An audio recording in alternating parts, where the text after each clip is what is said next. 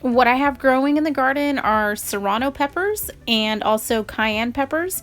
So I'm just going through and picking a mix of both the Cayennes and the Serranos. So we picked a bunch of peppers.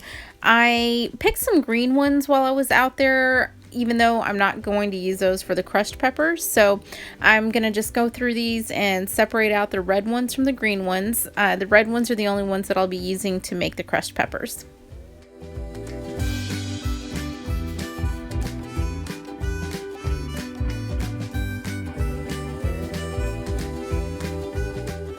Now I'll just cut off the stem on all of these and then cut them in half just so that they'll dry more thoroughly and quicker.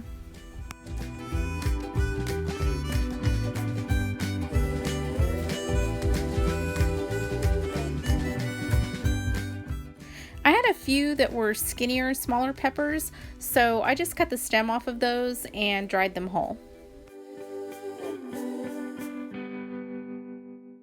I don't have a dehydrator or any kind of fancy equipment or anything like that. I just use my toaster oven. I just stick those suckers in there and bake them on low, about 150, 200 degrees, and after a few hours, they're pretty good and dry. Let me see them, Mama. You're going to crush those up? I don't eat them. Why don't you want to eat them? I don't like hot peppers. They're hot and spicy. I am actually going to reuse a crushed pepper bottle that I already have on hand. I eat a lot of crushed peppers. I put them pretty much on everything that I eat. Salads, pastas, soups, eggs, whatever it is. I'm pretty much always using crushed peppers. I'm also going to be using this neat little nut chopper that my stepmom gave me, but it didn't actually work really well for me this time. I've used it in the past to crush peppers and it worked just fine. I don't know why it didn't work for me this time around. So I wound up using my Magic Bullet little blender to get them crushed down.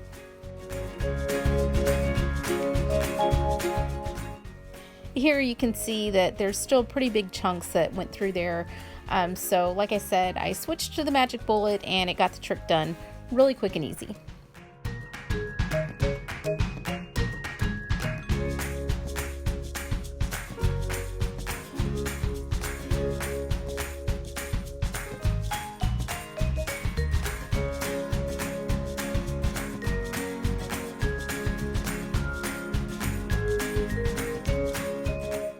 I didn't want to overdo it with the blender because I wasn't trying to blend it down to a fine powder and make, a seasoning like cayenne pepper or anything like that. So this became kind of a two-step process, using the blender and then going back and using this little crusher to kind of get them broken down even further.